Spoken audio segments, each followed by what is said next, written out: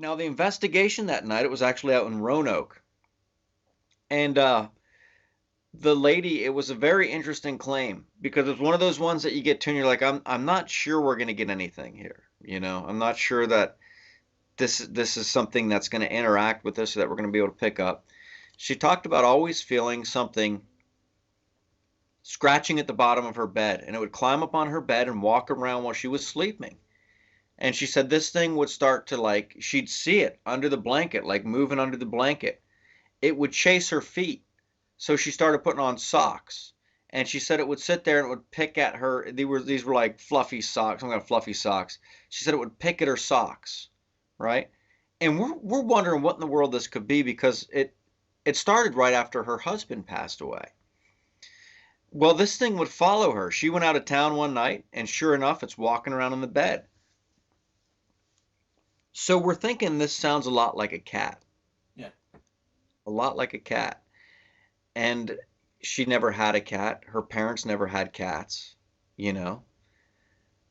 But I walk in there into this house and I'm doing the baseline sweep, right? And I'm using the K2 meter, which is not giving me any erratic readings. It's going off near the TV and the cable box. It's going off near the alarm clock, the microwave, the stove.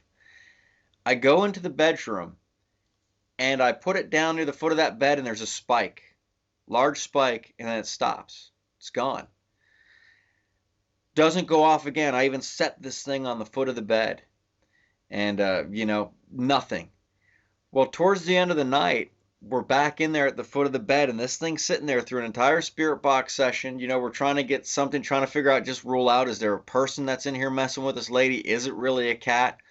So I have this little cat ball that I carry in the toolbox. It's got a little bell in it. I jingle this cat toy above the K2 meter, and sure enough, it goes off. Whoa. This is a plastic thing with a bell in it, Yeah. right? And the lady couldn't get over this. I was surprised by it myself, you know?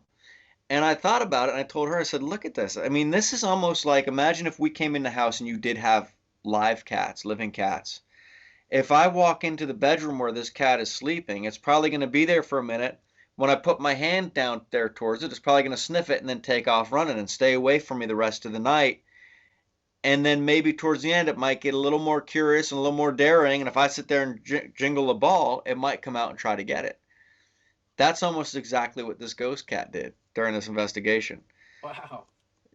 So I thought that was pretty cool. Not 100% that it's definitely a cat, but Yeah. it was interesting. It definitely was. Um, but yeah, quite a time, quite a time. I think that's pretty cool that you have the wherewithal to be like, okay, so if we are dealing with the spirit of a cat, how would it react? Like that's the thing, and we'll go ahead and we'll get into the first main topic of tonight. And the first main topic is animal spirits. And so Jeff was just talking about how they went to this investigation out in Roanoke, Virginia, and they come across what the client has been saying that they've kind of had a spirit of their cat in their house. And so, being a paranormal investigator, you have to really think about what kind of spirit you're interacting with. And we've done ghost dogs, which we'll talk about in a little bit. But for this instance, it was a ghost cat, and so he treated it as if this cat is living. You walk up to a cat. Of course, it'll like sniff you at first as soon as you walk into the house, and it'll go off and go do its own thing. And then at some points in the night, it might come check in on you, rub against your leg, and then go off. So I think that it's pretty neat that you thought like, hey, if this is a cat, let me pull out a cat toy.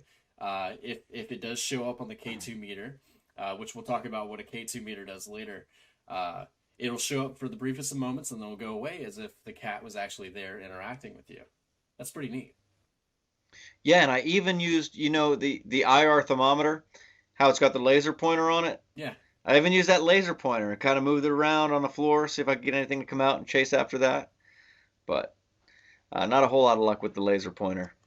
I wonder if spirits are able to see that. Like, how, for instance, natural light, we can't see infrared light. Like, the camera's fine. But if you look at through a camera lens, you can actually see the infrared light. It comes up.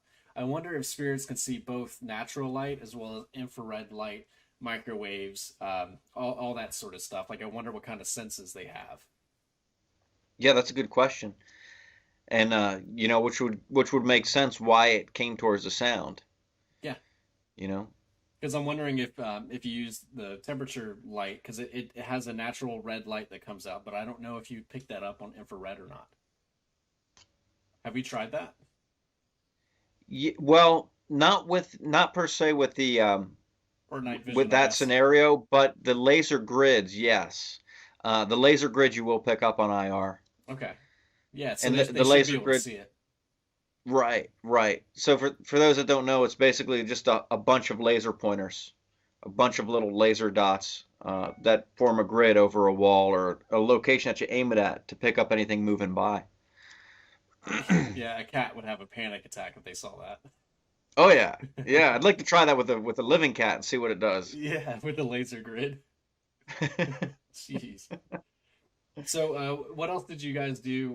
Well, for instance, have you reviewed any of the evidence? No, No. not yet. Not yet. No, we literally got back last night. Okay. So while you were there, the K2 meter reacted to you shaking the cat toy. Yep. Yep. The K2 meter, nothing apparent that came through anything else. The REM pod didn't go off once. It was just with the K2 meter. While we're still on the subject, Josh asked a really good question. He said, "So how would you get an animal spirit to move on? They don't understand English most of the time." LOL. That's a really good question, and people will tell you different things, but from my experience, you can't. You really can't get it to move on. A house blessing, I believe, gets rid of negative entities. A lot of times it won't even work if it's a human entity that's not negative. The house blessing won't move that spirit on until their will allows them to go on. They feel they've finished their business. And when you have an animal that's in this situation, it doesn't have the capacity to understand. I need to move on to the light. It's staying there, and this lady never had cats, so Oh, I didn't know that. our Okay. theory was, yeah, our theory was just as regular spirits can move in a radius of several miles. If this was just a wandering cat and it found her at the right time, and perhaps her energy after just losing her husband, the energy she was giving off, the cat picked up on that, kind of like you need a friend, and stayed by her side. Who knows? Maybe they found each other, but she's very frustrated with this situation. She doesn't want it there. But if you think of it and you kind of look at it in that perspective, like this is the same as it would be a living cat. Just treat it like a living cat. Um, that's kind of what we advised her. I know her name is Alicia. She told me how she's never seen a ghost before, but the only ghost that she could say that she's ever seen has been the ghost of her cat that passed away. She saw the cat, like I believe she said it was curled up on the couch or something. But yeah, that's the only spirit that she's seen. And I've posted a video on my YouTube channel. This lady sent me a video. It was some sort of like ring camera, and it saw her as she came into the house and cut on the light. And as it goes from light to dark or dark to light, you can see a cat just sort of manifest on the couch. And she claimed that that was her cat that had passed away. It was a black cat. And then the lights come on, and then she walks away, and then the cat just kind of fades away. So there's definitely been um, evidence of or animal spirits that I've seen. Yeah, absolutely. And this whole thing, if you look at it, this really screws everything up. It really does. In a manner of speaking, it can, because we're looking at human spirits and we're looking at residual hauntings and intelligent hauntings. Yeah. And this intelligent spirit, why isn't everybody who died still here? They have unfinished business. One of the theories. One of the theories is they're afraid to pass on to the light because they're afraid to face that judgment. But a cat or a dog uh, isn't going to have, once again, that higher level thinking that says, I have some unfinished stuff. You know what I mean? Like I got some kibble that I left in my bowl and I'm not leaving till that stuff's gone. Or you know what I mean? They're not going to be like, hey, I tore the heck out of that couch cushion. I better not go into that light because I'm going to end up in hell. You know what I mean? So they don't have that higher level thinking. So it kind of brings you back to wonder, uh, why do people stay here? Are our theories completely wrong? You know? And then what another question is, why not other animals? Why is it usually, and I say usually because there's some stories, of course, but why is it usually dogs and cats? That's a good question. Now, the only one that I'm sure that I know of is in England at I think the Tower of London. There's a spirit of a tiger that is roaming around there. That was back way back when they had some kind of zoo, or it was one of the king or queens that had exotic pets. And there's a ghost of a tiger walking around, the royal palace kind of thing. So And that makes sense. yeah. Well, like if there's cats, tigers are like big cats. You Mm-hmm. know what I mean? So You maybe think there'd be maybe the animal has to have a higher level of thinking, like dolphins, whales, elephants, dogs, cats, that kind of thing. right, You, right. you think intelligence could play a role in that? Because we don't see ghost ants or cockroach. There would be a lot of ghost cockroaches at my parents' house if that was the case. I've thought that that intelligence might play a role in it. I've even looked to like the biblical description of certain animals, where it talks about, because I've often wondered, just out of curiosity, because I wonder weird things sometimes, Yeah, and I wondered, why is it so unacceptable to eat a cat? Don't get me wrong, like I know why you shouldn't eat a cat, because they're pets and they're furry and cuddly and stuff like that, and I would never eat one. But just thinking about humans in general, like there's so many animals that people will eat, but they're not going to eat a cat or a dog. right. So I looked to that to see if there were any answers. Because even thinking you take it to a whole nother level, these people wondered for the longest time, are there animals that go into heaven? Do animals go into heaven? Um, All if dogs they go to have heaven. spirits here on earth, huh? I said all dogs go to heaven. I don't know. I think actually some of them go to Roanoke. Yeah. So what dogs are in Roanoke, Jeff? This is probably the one dislike that we get. Yeah, that one dislike. Whoever that person is that puts that one immediate dislike down, please stick around to talk to us. We'd love to talk to you. Yeah, I want to know Uh, what I can do to get your business back. yeah, yeah. Better picture or what? I don't know. Yeah. I Because just put that them in. dislike, it comes down as soon as you put up the picture. Like you Yeah. just post a picture, like, oh, dislike. So whenever Jeff posts videos for VAPI, whether it's case files, gas scrub, and ghosts, within the first 2 seconds of him posting it, normally people will be like first, first, first. No, there's a guy that's immediately disliked, like hasn't even watched the video, just sticks around, subscribes, and waits for that video to come up, hits dislike, and then today I bring you on, and then I put a thumbnail of us together. And I'm like, hey, 3 hours from now we'll do the live stream, and all of a sudden there's a dislike. I'm like, where did this come from? What did I do? Why are you so mad? Yeah, well, it's interesting. The all dogs go to Roanoke. Um, so the case we had that involved dogs was in Roanoke. And this case this past weekend with the cat was in Roanoke. So we were saying like there's something about Roanoke and ghost animals. Something about Roanoke and ghost animals. And this case with Roanoke, this was a really interesting one, and I'm not sure what to make of part of it. Okay, so this gentleman, he had a dog that he had his whole life, and when the dog passed away, he was of course very depressed, missed the dog a lot, and shortly after, he started experiencing some strange things. He'd wake up to something walking on his bed, and he thought his first thought was like, "Oh no, there's a demon in my house. I need to get rid of this thing." He just jumped to the conclusion because that's what the movies and TV, they build everything up to be Yeah. like a demon. Well, it turned out that he realized this was the spirit of his dog, and the dog went everywhere with him, followed him all over the place, slept on his bed at night.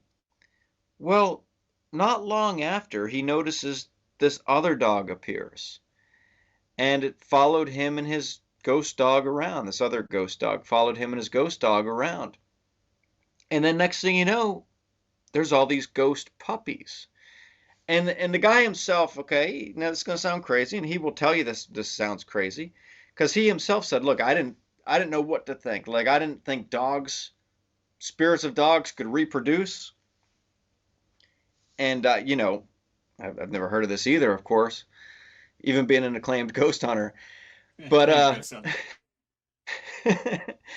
so this guy, I guess maybe we should stop there for a second, just discuss that. Like, think about that, right? Can these spirits, have you ever heard of spirits reproducing? One other time at Tappahannock, but otherwise, no. But that wasn't with another ghost, right? No, that was That had that human element in there. that's for another video, ladies and gentlemen. Right, right. No, no, yeah, I've never heard of spirits reproducing. Right. So my thought was with this that perhaps this ghost, his dog, just attracted some of these other animal spirits. Maybe they weren't actually puppies that his ghost dog and this other ghost dog had. Maybe they were Right. just ghost puppies that were kind of drawn to these ghost dogs. You know. Yeah, I did, did you talk a little bit about some of the evidence that we got from that one though?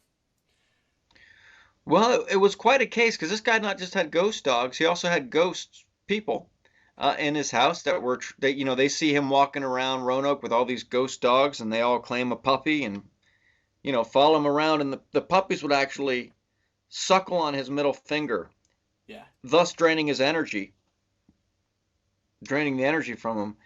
Um, we weren't sure. Like I said, this was quite a case. It was an interesting report. But we get back, and sure enough, in the evidence review, you can hear an EVP of this dog bark. And keep in mind, his house is in the middle of nowhere. It's up on the side of a mountain in Roanoke, 45-degree angle to get up this driveway. He doesn't have any animals, and we hear this dog barking. And we also picked up a woman's voice saying, "I'm scared." It was something to the effect of, "I'm scared of it." So it was interesting to validate this, to an extent. Yeah, and didn't we have it to where like the K2 meter, some device went off, but it was when it was closer to the ground. Yeah, it did. I believe it was the REM pod. Yeah. Yeah, I because we think put it it was on the the REM bed or pod that went something, but off. then when we put it on the ground, it actually started going off. Like whatever it was, like it was coming up to it and like sniffing it and then coming back. Hmm. And it was right when he was saying, because he could see these things. He said it's coming up to Jeff's left side or something like that. And then sure enough, the REM pod went off. Yeah. Yeah. So ghost dogs, ghost cats. Um, you guys down in the comment section, do you have a story of some sort of ghost pet in your life that you've seen either out of the corner of your eye or you've heard or have felt brush up against your leg or anything like that? Definitely comment down below. I'd like to hear your story on that.